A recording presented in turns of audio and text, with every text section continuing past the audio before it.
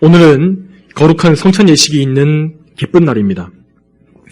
우리 개신교회에서는 이 세례와 성찬 이 두 가지를 성례라고 부릅니다.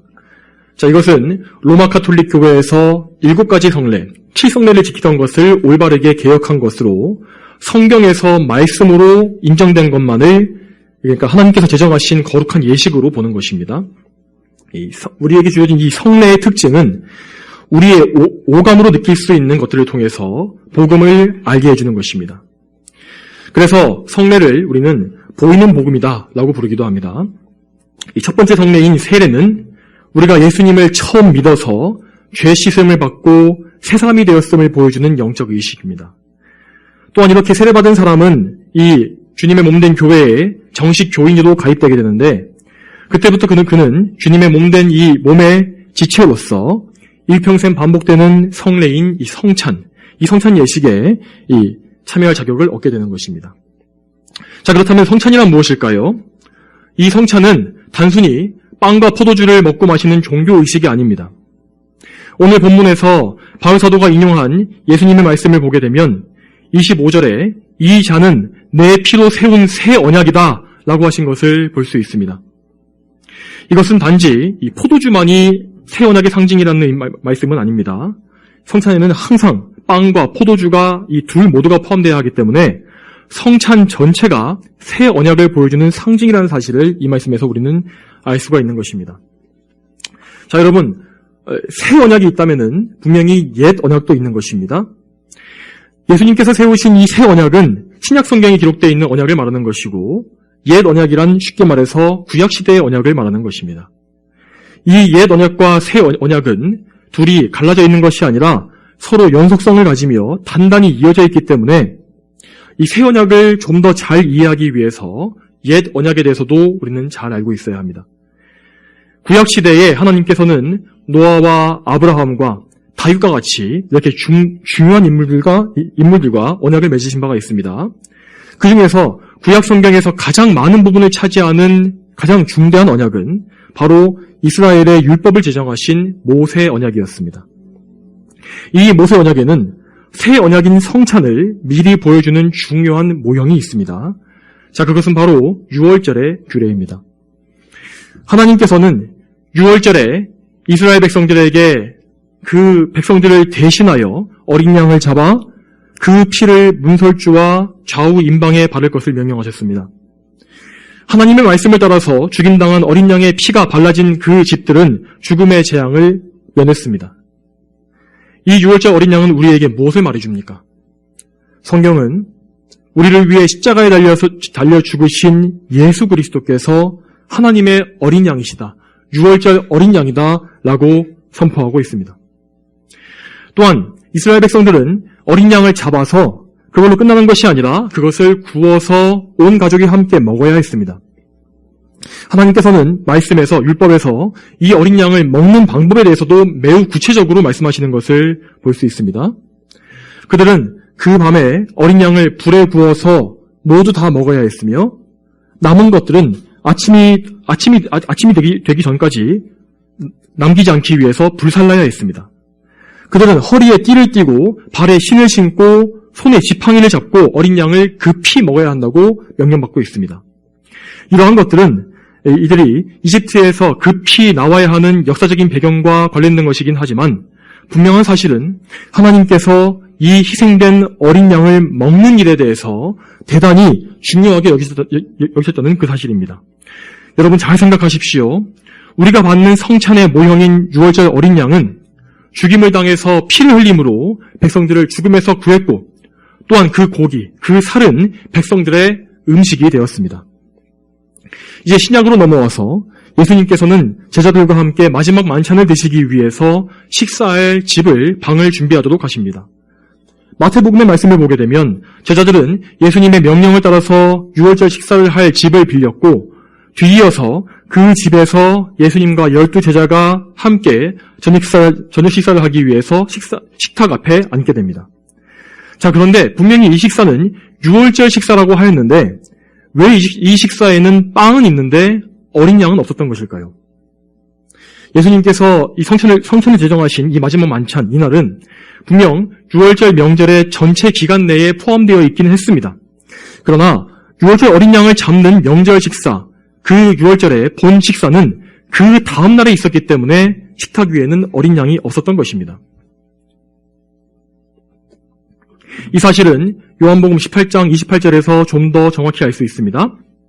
이 말씀은 예수님께서 성찬을 제정하신 그 마지막 날에, 그 다음 날에 아침 시간에 일어난 일을 기록하고 있습니다.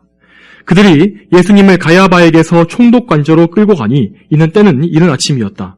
그들은 자신을 더럽히지 않고 6월절 음식을 먹기 위하여 총독관저에 들어가지 않았다. 여기에서 유대인들이 자신을 더럽히지 않고 먹으려고 했던 그 6월절 음식이, 그 식사가 바로 6월절 당일에 어린 양과 무교병을 먹는 그 의식을 말하는 것입니다. 예수님께서는 이스라엘 백성들이 6월절 어린 양을 잡는 그 날에, 어린 양이 죽는 그날에 십자가에서 죽으신 것입니다. 그래서 예수님의 제자들은 최후의 만찬 자리에서 어린 양을 준비할 생각을 아예 하지 않은 것입니다. 그러나 그 다음날 6월절 식사가 있던 그날에도 제자들이 어린 양을 준비해야 할 일은 전혀 없었습니다. 그날에는 하나님께서 준비하신 하나님의 어린 양 예수 그리스도께서 희생제물로서 십자가에 못 박혀 자신을 드리셨기 때문이었습니다.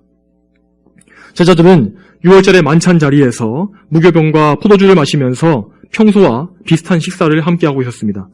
그 식사 자리에서 예수님께서는 빵을 가지시고 감사기도를 올리신 후에 빵을 떼시며 말씀하시기를 이것은 너희를 위하는 나의 몸이다. 이것을 행하여 나를 기념하여라 라고 말씀하셨습니다.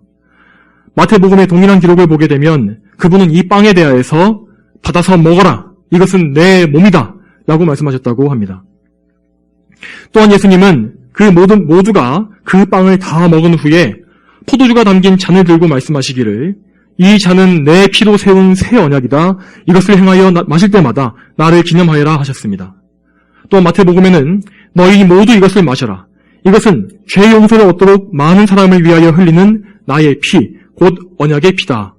라고 말씀하셨다고 되어 있습니다. 예수님께서는 이 성찬을 제정하심으로써 구약의 모형인 6월절 규례를 모두 완성하심으로써 폐하셨습니다. 대신 우리는 이제 예수님을 믿음으로써 새 언약 안에 들어가며 새 언약 안에서 성찬을 받음으로써 이것으로 말미암아 예수님의 죽으심을 기념하며 감사할 수 있게 된 것입니다. 예수님께서는 이 만찬을 다 마치신 후에 제자들과 함께 평소 기도하시던 올리브산으로 가셨으며 그곳에서 차가운 새벽 중에 힘써 기도하신 후 유대인들에게 잡혀가셨습니다. 그분은 대제사장과 빌라도에게 모진 고난을 받으셨지만은 그 앞에서 잠잠하셨습니다. 이사야 53장 7절에 어린 양 예수님에 대해서 이렇게 기록되어 있습니다. 그는 짓밟히고 괴롭힘을 당하여도 그 입을 열지 않았으며 도수장으로 끌려가는 어린 양 같고 털 깎는 사람 앞에 양같이 잠잠하여 그 입을 열지 아니하였다. 예수님께서는 결국 십자가형을 선고받으셨고 십자가를 지시고 갈보리산을 오르셨으며 거기에서 모든 사람이 다 보는 가운데 십자가에 못 박혀 높이 들리셨습니다. 또한 예수님은 6시간 동안 십자가 위에 계셨는데 그분이 마침내 숨을 거두신 오후 3시는 정확히 유대인들이 6월절 양을 잡는 시간이었다고 합니다. 이스라엘의 6월절 풍습을 살펴보게 되면 6월절 식사를 앞두고서 6월절 어린 양은 그날의 오후에 중간쯤 되는 시간에 성전 마당으로 끌려 나온다고 합니다. 그리고 제사장들은 그 어린 양을 잡아서 그 피를 제단 아래에 쏟아붓습니다. 분명히 예수님께서 돌아가시던 그때에도 예루살렘 성전에서는 그와 같은 일들이 벌어지고 있었을 것입니다.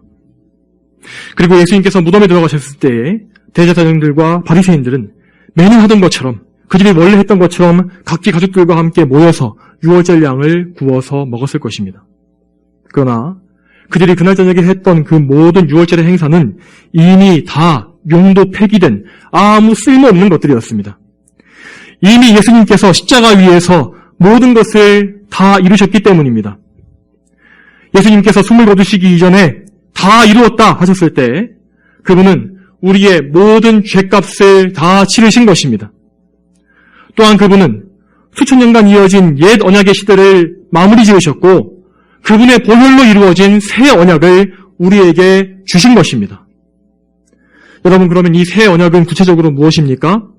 예레미야 31장 33절부터 34절에 이 새 언약에 대한 예언이 또한 나와 있습니다. 그러나 훗날 내가 이스라엘 집과 맺을 언약은 이러하니 내가 내 율법을 그들 속에 두며 그것을 그 마음에 기록하여 나는 그들의 하나님이 되고 그들은 내 백성이 될 것이다. 여호와의 말이다. 그들이 다시는 자기 이웃이나 형제에게 말하기를 너는 여호와를 알아라 하지 않을 것이니 이는 작은 자로부터 큰 자까지 모두가 나를 알 것이기 때문이다. 내가 그들의 악함을 용서하며 다시는 그들의 죄를 기억하지 않을 것이다. 여호와의 말이다. 옛 이스라엘은 율법이라는 기준 안에서 하나님을 섬기며 선민 이스라엘로서 누리는 축복을 또 다 받았습니다. 그러나 그들은 끝끝내 하나님을 거역함으로써 그들의 언약을 깨뜨렸으므로 결국 이스라엘 왕국은 멸망했으며 다시는 그들의 옛 왕국을 회복하지 못했던 것입니다. 그러나 이 옛 언약은 하나님께서 창세전에 약속하신 구원자 예수님을 예표하는 것이었습니다. 이스라엘은 하나님과의 언약을 깨뜨렸지만 하나님께서는 그 아들 예수님을 약속대로 그분의 예정대로 이 세상에 보내주심으로써 영원하고 완전한 새 언약을 다시 한번 우리에게 주신 것입니다. 그러면 이 새 언약의 내용은 무엇입니까? 예수님의 보혈로 죄를 씻음으로 하나님의 택하신 백성의 이 악함을 용서하시고 다시는 그들의 죄를 기억하지 않으시겠다는 것과 그리고 예수님을 통한 구원의 보증으로서 보혜사 성령님을 보내주심으로 하나님의 법을 우리의 마음속에 새겨주시는 그것입니다. 또한 그렇게 하심으로써 우리를 천국으로 이끄셔서 천국의 이 놀라운 유업을 상속받게 하시는 것, 이것이 하나님께서 예수님을 통하여 우리에게 주신 이 새 언약의 내용입니다. 예수님께서는 이처럼 그분의 몸을 들이시고 보혈을 흘리신 희생제사를 기념하도록 하기 위해서 이 예식을 제정하신 것입니다. 이 거룩한 성례는 먼저는 주님과의 만찬 자리에 있었던 11사도들을 통하여서 교회에 전달이 되었고, 그리고 맨 마지막에 부름받아서 사도를 세워진 바울 역시 오늘 본문 말씀에서 주님께 직접 받은 계시를 통해서 이 성도들에게 성찬대에서 전달해 주었다고 말하는 것을 볼 수 있습니다. 자, 그런데 이 고린도전서의 본문을 보게 되면 바울은 성찬 예식에 대해서 고린도 교회 교인들을 강하게 책망하고 있는 것을 볼 수 있습니다. 당시 초대교회 당시에 초대교회에는 성찬과 함께 애찬이라고 불리는 이 성도들 간의 식사 시간이 있었습니다. 그런데 그 애찬이라고 불리는 이 식사 시간에 이 교인들 중에 부유한 자들이 음식을 자신의 재산들을 가지고 많이 가져와서 그리고 그것을 나눠 먹는 것이 아니라 그들만 많이 먹고 배부르게 되고 그래서 나중에 온 가난한 사람들은 배고프게 되는 그러한 일들이 벌어진 것이었습니다. 이 애찬은 성만찬과 이어지는 교회의 거룩한 예식이었기 때문에 바울은 그들이 주님께서 제정하신 성찬을 업신여기고 있다고 책망하게 된 것입니다. 고린도 교인들이 이러한 죄를 지은 가장 큰 이유는 무엇보다 그들이 성찬에 대해서 올바른 지식을 가지지 못했기 때문입니다. 내 백성이 지식이 없으므로 망한다 하고 하신 그 말씀처럼 이 고린도 교인들은 올바른 진리를, 바른 지식을 가지지 못했기 때문에 또한 온전한 믿음을 가지지 못했고 결국에는 성찬 가운데서 하나님을 높이는 것이 아니라 하나님을 모욕하는 일을 하게 된 것입니다.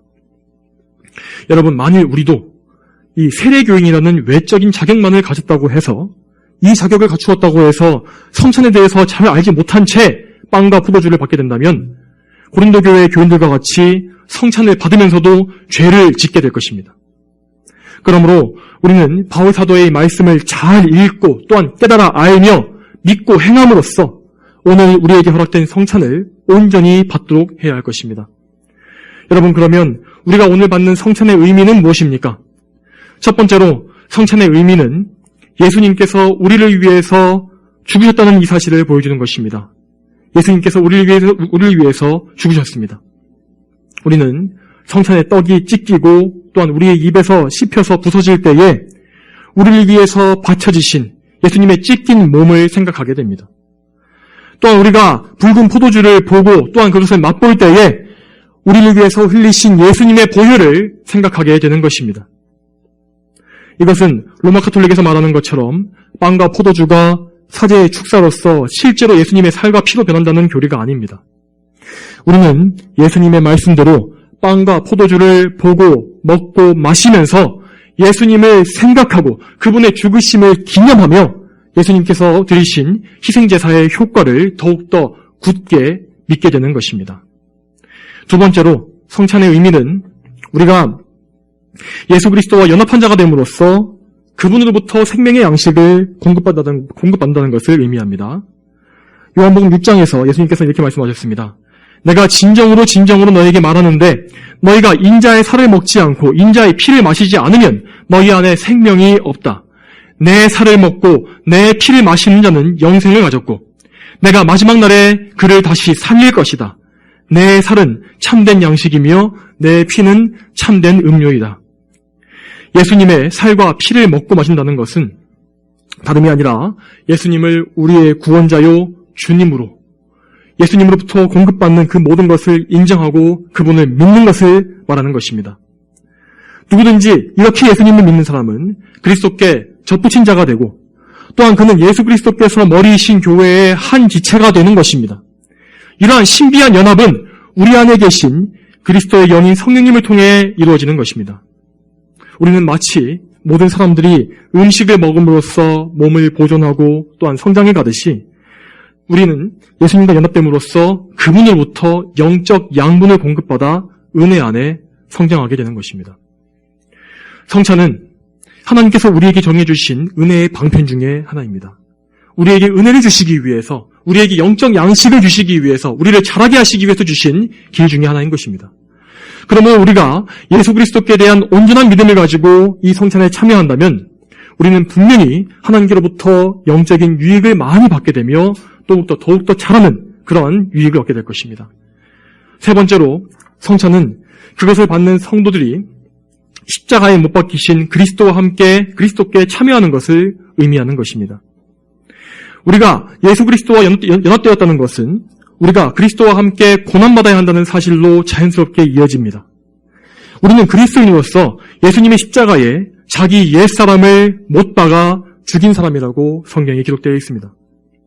바울 사도는 골로새서 1장 24절에서 자신이 그리스도의 사도로서 받는 고난을 이렇게 말했습니다. 이제 나는 너희를 위하여 당하는 괴로움을 기뻐하고 그분의 몸인 교회를 위하여 그리스도의 남은 고난을 내 육체에 채운다. 이 말씀은 예수님께서 받으실 고난이 뭔가 아직 덜 채워졌다는 의미가 아니라 예수님을 뒤따라가면서 예수님께서 그러셨던 것처럼 그분의 몸인 교회를 위해서 기꺼이 받아야 할 고난을 감수하겠다는 그런 의미입니다.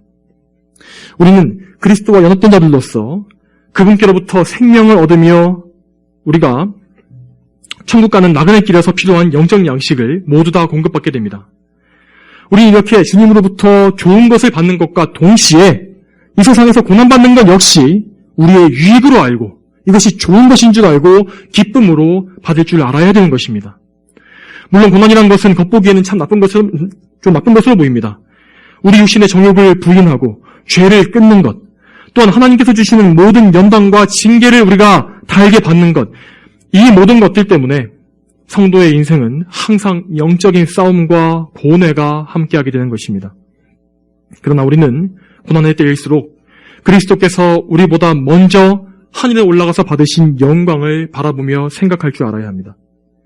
우리 주님이신 예수님께서는 그 영광을 생각하심으로써 모든 고난을 참으셨다고 합니다. 그분은 죽음의 권세와 또한 마귀와 큰 싸움을 벌이심으로 그 싸움에서 많은 고난을 받으셨고 자기 생명까지도 내어주시는 해를 받으셨으나 하나님의 택하신 백성을 전리품으로 얻으셨으며 전쟁에서 승리하셔서 하늘의 보좌에 왕자에 앉으셨습니다. 그러므로 참된 성도는 예수님께 연합된 자이므로 그분의 고난에 동참하는 일을 기뻐하게 될 것이고 오히려 자신이 고난받을 때에 이 세상에 속하지 않고 그리스도께 속했다는 사실을 생각하며 기뻐하게 될 것입니다. 이러한 믿음을 가진 자들은 예수님께서 받으신 것과 같은 이 하늘의 영광, 이 영광을 결단코 잃지 않을 것입니다. 그러면 우리는 이 성찬을 받을 때에 이 세상에서 그리스도와 함께 받는 고난을 기뻐할 것을 믿음으로 결심하고 다짐하며 또한 다가올 영원한 영광을 바라보는 그 믿음을 굳게 할 수가 있는 것입니다. 네 번째로 성찬은 여기에 참여하는 교회들의 지체들 모두가 그리스도 안에 한 몸이 되었다는 사실을 우리에게 보여줍니다. 성찬이라는 것은 결코 개인적으로 받을 수 없으며 교회 전체가 함께 받는 것입니다. 그 이유는 우리 주님께서 성찬을 제정하실 때에 모든 제자들을 함께 모아서 그들과 함께 빵과 포도주를 마셨기 때문입니다. 우리는 물론 개인적으로 예수님을 영접하고 1대1로 하나님과 교제하는 것이 맞습니다. 그렇지만 우리는 동시에 언제나 홀로 있는 것이 아니라 그리스도의 몸된 교회의 형제들과 함께 모든 성도들과 함께 속해 있는 한 지체라는 사실을 기억해야 합니다. 만찬의 자리에서 예수님께서는 제자들에게 서로 사랑하라 라고 말씀하셨습니다. 이것은 예수님께서 세우신 새 언약 안에서 주어진 새로운 계명이었습니다. 또한 마태복음 5장 23절과 24절에 우리 주님께서 이렇게 말씀하십니다. 내가 제단에 내 예물을 드리려고 하다가 거기에서 내 형제가 너에게 원한을 품고 있다는 것이 생각나거든 너의 예물을 제단 앞에 놓아두고 먼저 가서 너희 형제와 화해하고 그 후에 돌아와서 내 예물을 드려라. 우리 예수님께서는 그분께서 피로 값주고 사신 모든 양떼, 양 한 마리 한 마리를 모두 다 사랑하십니다. 예수님께서는 나를 위해서만 죽으신 것이 아니라 지금 우리 곁에 있는 같은 신앙을 고백하는 형제자매들을 위해서 모두 죽으셨다는 그 사실을 우리는 기억해야 합니다. 우리를 위해서 자기 몸을 내어주시고 피 흘려주신 예수님께서 우리를 지금 성찬으로 불러주십니다. 그렇다면 우리는 어떻게 해야겠습니까? 혹여 우리의 마음속에 우리의 형제를 미워하거나 원망하거나 불편하게 여겼던 일들이 있다면 모두 용서하고 사랑으로 그들의 허다한 허물을 덮어주어야 하지 않겠습니까, 여러분? 또한 우리가 우리 형제들에게 잘못한 것들이 있다면 그것을 회개하며 또한 이후에 그들에게 용서를 구해야 하지 않겠습니까? 그렇게 할 때에 우리는 주님의 몸된 교회의 일부문으로서 거리낌이 없이 죄의 장애물이 없이 이 성찬에 참여할 수가 있게 될 것입니다. 사랑하는 성도 여러분, 성찬은 우리가 그리스도의 몸에 속한 거룩한 하나님의 백성이라는 사실을 명백히 보여줍니다. 예수 그리스도께서 우리를 그분의 피로 값주고 사셨으니 우리는 이제 우리 자신의 것이 아니고 예수 그리스도의 것입니다. 그분이 우리의 주이십니다. 그러므로 우리는 우리 자신에게 가득한 모든 육신의 정욕과 이생의 자랑과 내 마음과 생각에 가득한 죄악을 다 멀리하고 그것을 미워하고 회개함으로써 그리스도의 보혈로 깨끗하게 씻김받아야 하는 것입니다. 오늘 우리가 읽은 본문의 뒤에 이어지는 말씀에 바울사도는 또한 이렇게 말씀하고 있습니다. 고린도전서 11장 27절부터 31절에 제가 읽겠습니다. 그러므로 누구든지 주님의 빵이나 잔을 합당하지 않게 먹고 마시는 자는 주님의 몸과 피를 범하는 것이다. 사람이 자기를 살피고 그 후에야 빵을 먹고 잔을 마셔야 한다. 주님의 몸을 분별치 않고 먹고 마시는 자는 자기가 받을 형벌을 먹고 마시는 것이다. 이 때문에 너희 가운데 약한 자와 병든 자가 많고 잠자는 자도 적지 않으니 우리가 우리 자신을 살폈다면 심판을 받지 않았을 것이다. 바울사도는 여기에서 분명히 주님의 빵과 잔을 합당하지 않게 먹고 마시는 자는 주님의 몸과 피를 범하는 것이라고 말했습니다. 이는 예수님의 죽으심을 가볍게 여김으로써 영적으로 예수님을 모욕한다는 의미를 가지고 있는 것입니다. 성찬을 합당치 않게 먹고 마신다는 것은 예수 그리스도의 죽으심을 믿고 의지하는 믿음이 없이 성찬에 참여하는 것을 말하는 것이고 또한 참된 회개함이 없이 마음에 정욕이 가득한 채로 세상을 사랑하는 마음을 가지고서 영적 분별이 없이 성찬에 참여하는 것을 말하는 것입니다. 그런데 정말 문제는 이렇게 성찬에 합당하지 않게 참여하는 불신자들이 교회 안에 분명히 많이 있다는 사실입니다. 이런 사람들은 성찬을 통해 생명의 양분을 얻는 것이 아니라 자기가 받을 형벌을 먹고 마시는 것이라고 말하고 있습니다. 또한 바울사도는 당시 교회에서 성찬을 분별 없이 받았다가 병든 자들이 있고 심지어 잠들게 된, 그러니까 죽게 된 자들까지 있다고 하였습니다. 그러므로 우리는 합당한 믿음과 경외심과 경각심을 가지고 이 성찬을 받아야 하는 것입니다. 여러분, 그렇다고 해서 이 성찬을 무서워하거나 피하려고 하지 마십시오. 성찬은 우리의 의가 아니라 예수님의 은혜로 받는 것이기 때문입니다. 여러분, 생각해 보십시오. 우리 예수님 앞에서 성찬을 직접 받은 제자들이 그 당시에 그들이 어떤 상태였습니까? 정말 그들이 정말 천사와 같이 아름답고 거룩한 상태였습니까? 그렇지 않습니다. 베드로는 자기를 높이는 교만함에 가득 차 있었고 다른 제자들도 마찬가지로 서로 이스라엘 왕국의 높은 자리를 차지하겠다는 망상에 차 있었습니다. 그들은 나중에 예수님과 한시도 기도로 깨어있지 못했고 결국 예수님을 버리고 다 도망가고 말았습니다. 그러나 그런 비참한 죄인들에게 예수님은 긍휼을 베풀어 주셔서 최초의 이 영광스러운 성찬을 받게 해주신 것입니다. 또한 예수님은 그들을 버리지 않으셨고 그들을 회복시키셔서 영광스러운 교회의 사도로 기둥 같은 일꾼으로 세워주신 것을 우리는 알 수 있습니다. 우리 역시 죄인이기는 마찬가지입니다. 성찬을 받을 때에 나의 모습만을 생각하면서 도망치려고 하는 것은 은혜를 의지하는 태도와는 거리가 먼 것입니다. 우리의 비참한 죄와 어리석음을 회개하며 우리 주님께 전적으로 의지하는 마음을 여러분 모두 가지시길 바랍니다. 성찬을 받는 사람 중에서 이 성찬을 받을만 해서 받는 사람은 아무도 없습니다. 모두가 더러운 죄인이고 통회하고 자복하는 마음으로 성찬을 받는다 할지라도 그에게는 여전히 자기가 알지 못하는 죄가 가득합니다. 그러나 우리는 믿음을 통하여 그리스도의 죄를 씻으시는 은혜를 통하여 모든 죄를 이미 다 용서함 받았고 의로 덮임을 받았으므로 하나님께 받아들여지는 것입니다. 여러분을 위해 죽으신 예수 그리스도를 지금도 바라보시길 바랍니다.